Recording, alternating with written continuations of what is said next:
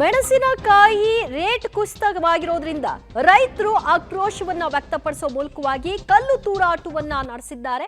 ಹಾವೇರಿಯ ಬ್ಯಾಡಗಿಯಲ್ಲಿ ಆಗಿರುವಂತಹ ಘಟನೆಯ ದೃಶ್ಯವನ್ನ ನೀವು ನೋಡ್ತಾ ಇದ್ರಿ. ಆ ಕಚೇರಿಯ ಒಂದು ವಾತಾವರಣ ಪೂರ್ತಿ ರೈತರೇ ತುಂಬಿ ಹೋಗಿದ್ದಾರೆ. ಕಲ್ಲು ತೂರಾಟ, ವಾಹನಗಳಿಗೆ ಕಲ್ಲು ತೂರಲಾಗ್ತಾ ಇದೆ. ಕಾರಿನ ಗಾಜನ್ನು ಕೂಡ ಪುಡಿ ಪುಡಿ ಮಾಡಿದ್ದಾರೆ. ಆ ಒಂದು ಕಚೇರಿಯ ಒಳಗೂ ಕೂಡ ನುಗ್ಗಿ ಯಾವ ರೀತಿಯಾಗಿ ದಾಂಧಲೆ ನಡೆಸಿದ್ದಾರೆ ಅನ್ನೋ ದೃಶ್ಯವನ್ನ ನೋಡ್ತಾ ಇದ್ರಿ. ಮೆಣಸಿನಕಾಯಿ ಮಾರುಕಟ್ಟೆಯಲ್ಲಿ ಆಗಿರುವಂತಹ ಘಟನೆ.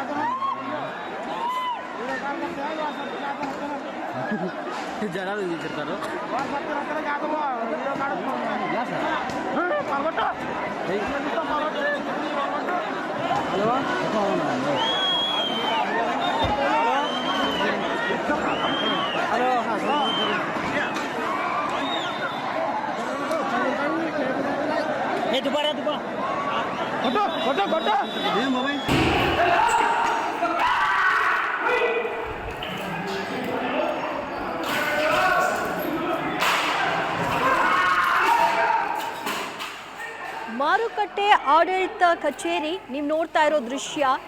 ರೈತರು ಕಚೇರಿಯ ಒಳಕ್ಕೆ ನುಗ್ಗಿದ್ರು. ಅಲ್ಲಿದ್ದಂತಹ ಎಲ್ಲ ಪೀಠೋಪಕರಣಗಳನ್ನ ಧ್ವಂಸಗೊಳಿಸಿದ್ರು.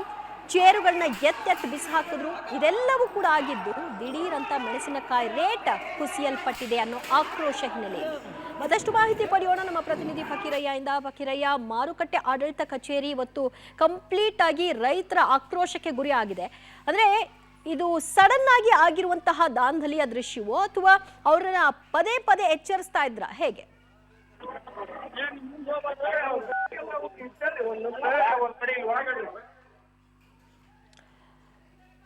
Network issue. ಹಾವೇರಿಯ ಬ್ಯಾಡಗಿ ಮೆಣಸಿನಕಾಯಿ ರೇಟ್ ಕುಸಿತವಾಗಿರೋ ಹಿನ್ನೆಲೆಯಲ್ಲಿ ಆ ಒಂದು ಮಾರುಕಟ್ಟೆ ಆಡಳಿತ ಕಚೇರಿಗೆ ನುಗ್ಗಿರ್ತಕ್ಕಂತಹ ರೈತರು ತಮ್ಮ ಆಕ್ರೋಶವನ್ನ ಹೊರಹಾಕಿದ್ದಾರೆ.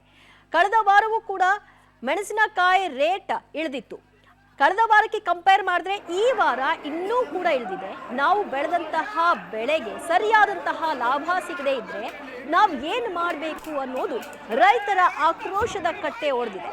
ಕಳೆದ ವಾರಕ್ಕಿಂತ ಈ ವಾರ ದರ ಕಡಿಮೆ ಆಗಿದೆ ಅನ್ನೋ ಕೋಪವನ್ನ ಇವತ್ತು ಅವರು ಆಡಳಿತ ಕಚೇರಿಗೆ ಬೆಂಕಿ ಹಾಕಲಿಕ್ಕೆ ಪ್ರಯತ್ನವನ್ನ ನಡೆಸಿದ್ದಾರೆ. ಅಲ್ಲಿದ್ದಂತಹ ಕಾರನ್ನ ಧ್ವಂಸಗೊಳಿಸಿದ್ದಾರೆ. ಕಚೇರಿಯ ಒಳಗೂ ನುಗ್ಗಿ ಅಲ್ಲಿದ್ದಂತಹ ಕುರ್ಚಿ ಎಲ್ಲವನ್ನು ಕೂಡ ಎತ್ತಿ ಚಚ್ಚಿ ಬಿಸಾಕಿರುವಂತಹ ದೃಶ್ಯವನ್ನ ನೋಡ್ತಾ ಇದ್ರಿ. ಕೆಲವೊಂದಷ್ಟು ರೈತರು ಕಚೇರಿಯ ಒಳಗೆ ನುಗ್ಗಿದ್ರೆ ಕೆಲವೊಂದಷ್ಟು ರೈತರು ಕಚೇರಿಯ ಹೊರಗಿನ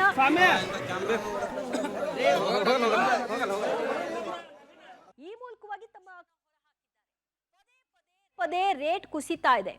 ನಮಗೆ ನಾವು ಆ ಒಂದು ಬೀಜವನ್ನ ಬಿತ್ತಿದ್ವಲ್ಲ ಅದರ ಒಂದು ರೇಟ್ ಕೂಡ ಸಿಗ್ತಾ ಇಲ್ಲ. ಈಗ ಹೀಗಿದ್ದಂತಹ ಸಂದರ್ಭದಲ್ಲಿ ನಾವು ಏನ್ ಬೆಳಿಬೇಕು, ಏನ್ ತಿನ್ನಬೇಕು ಅನ್ನುವಂತಹ ಪ್ರಶ್ನೆಯನ್ನ ರೈತರು ಮಾಡ್ತಾ ಇದ್ದಾರೆ.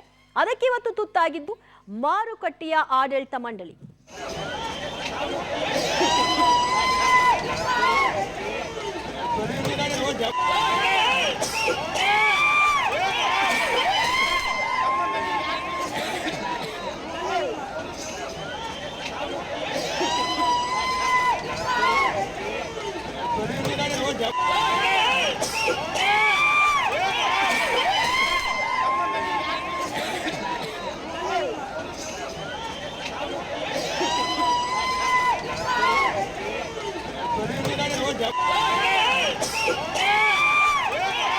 ರೈಟ್ ಫಕೀರಯ್ಯ, ನನ್ನ ಧ್ವನಿ ಕೇಳಿಸ್ತಾ ಇದೆಯಾ? ಖಂಡಿತ ಕೇಳಿಸ್ತಾ ಇದೆ. ರೈಟ್. ಎಷ್ಟು ದಿನ ಅವರ ಒಂದು ಹೊಟ್ಟೆಲಿದ್ದ ಕಿಚ್ಚು ಈಗ ಅದು ಹೊರಕ್ಕೆ ಬಂದಿರೋ ರೀತಿ ಕಾಣಿಸ್ತಾ ಇದೆ. ಕಾರುಗಳಿಗೆ ಬೆಂಕಿ ಹಚ್ಚಿದ್ದಾರೆ, ಕಚೇರಿಯನ್ನ ಧ್ವಂಸ ಮಾಡಿದ್ದಾರೆ. ಈ ಎಲ್ಲ ಘಟನೆಗಳನ್ನ ಗಮನಿಸ್ತಾ ಇದ್ರೆ ಅವರ ಆಕ್ರೋಶ ಯಾವ ಪರಿ ಇದೆ ಅನ್ನೋದು ಕಾಣಿಸ್ತಾ ಇದೆ.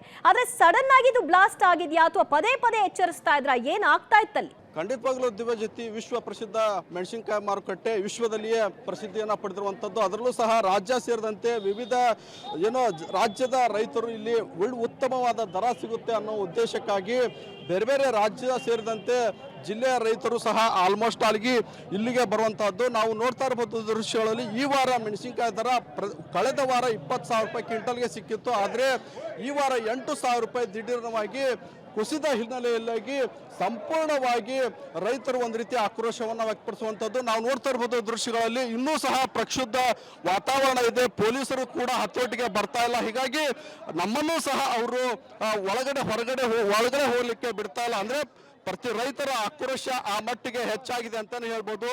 ಬಹಳಷ್ಟು ಅಂದ್ರೆ ಈಗಾಗಲೇ 2 ಕಾರುಗಳನ್ನ ಜಖಂ ಮಾಡಬಹುದು. ಸ್ಥಳದಲ್ಲಿ ಈಗಾಗಲೇ ಒಬ್ಬ PSI ಕೂಡ ಗಾಯಗೊಂಡಿರುವಂತಹದ್ದು. ಹೀಗಾಗಿ ಪೊಲೀಸರು ಕೂಡ ಒಂದ್ ರೀತಿ ಹತೋಟಿಗೆ ಬಿಡ್ತಲ್ಲ. ನಮ್ಮ ಖಾಸಗಿ ಚಾನಲ್ನ ವರದಿಗಾರರು ಕೂಡ ಕ್ಯಾಮ್ರಾಮನ್ಗೂ ಕೂಡ ಒಂದು ಕಲ್ಲು ಬಿದ್ದಿರುವಂತಹದ್ದು ನಾವು ನೋಡ್ತಾ ಇರ್ಬೋದು. ಪ್ರತಿಭಟನಾ ಆಕ್ರೋಶ ಯಾವ ರೀತಿ ಇದೆ ಅನ್ನೋದು ಅವರು ಅಲ್ಲಿಂದಲೇ ದೂರ ಹತೋಟಿಯನ್ನ ಮಾಡ್ತಾ ಇದ್ದಾರೆ. ಹೀಗಾಗಿ ಪೊಲೀಸರು ಕೂಡ ಒಂದ್ ರೀತಿ ಹರಸಾಹಸವನ್ನ ಪಡ್ತಾರೆ ಅಂತಾನೆ ಹೇಳ್ಬೋದಾಗಿದೆ.